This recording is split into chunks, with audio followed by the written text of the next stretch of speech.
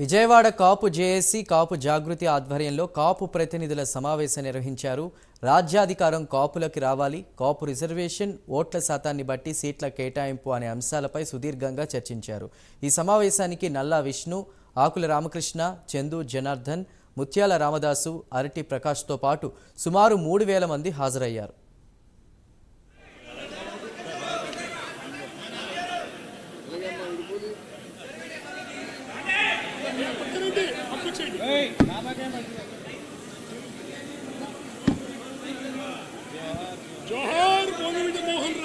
జోహార్ జోహార్. ఏ party మనకి ముందుకు తీసుకెళ్ళి తగినంత సముచిత స్థానం రాజకీయంగా ఇస్తుందో ఆ పార్టీకి మీరందరూ మద్దతు ఇచ్చి ఆ పార్టీని గెలిపించుకుని మనం రేపు రాజకీయంగా కూడా మేము ముందున్నాం అని చెప్పుకోవటానికి మాత్రం ఈ సభ మనం పెట్టుకున్నాం. ఇంకా ఐక్యతలో ఎన్నో సభలు జరిగాయి. ఇంక రిజర్వేషన్లు అన్నారు. రిజర్వేషన్ల కోసం రకరకాలుగా ఉన్నాయి. అంటే అది అంత ఈజీ అయిన విషయం కాదు.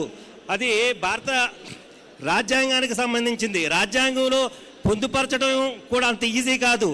అలాగే ఎగ్జిట్ చేయడం కూడా అంత ఈజీ కాదు. అనేకమైన అంశాలు అవన్నీ తర్వాత పోరాడినప్పుడు రాజకీయం కోసమే ఈ పెద్దలందరూ ఏం మాట్లాడతారని మేమందరం కూడా ఎంతో ఈగరగా ఉన్నాం.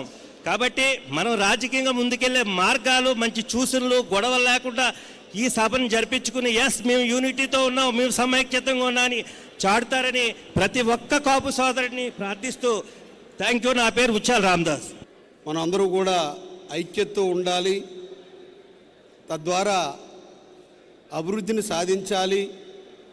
అభివృద్ధి ద్వారా రాజ్యాధికారాన్ని సాధించాలి అన్న ఈ 3 అంశాల మీద మరి మన అందరూ కూడా ఎజెండాలో ఈ ప్రధానమైన ముందు ఐక్యతతో పాటు అభివృద్ధితో పాటు రాజ్యాధికారం. కాపులు బీసీలో చేస్తూ మనతో పాటు 14 కులాలు జీవో నెంబర్ 30 సాధించడం జరిగింది. మొట్టమొదటిసారిగా ఈ కాపు, తెలగ, బలిజ, ఒంటరి కులాలకి ఉపకార వేతనాలు కూడా 2 కోట్లు ఆ రోజున విజయభాస్కర్ రెడ్డి గారి చేతుల మీదుగా ఆ రోజున మొట్టమొదటిగా ఉపకార వేతనాలు శాంక్షన్ చేసి, అప్పటి వరకు ఉపకార వేతనాలు లేవు. కాబట్టి జీవో నెంబర్ 30 ద్వారా బీసీలో చేరుస్తూ నిర్ణయం ప్లస్ ఉపకార వేతనాలు, బీసీలకు సంబంధించినటువంటి ఏవైతే ఆర్థిక అంశాలు ఉన్నాయో అవన్నీ కూడా వీళ్ళకి వర్తింపజేస్తూ జీవో కూడా తీసుకురావడం జరిగింది. ఎప్పుడంటే ఇది 94 ఉద్యమంలో.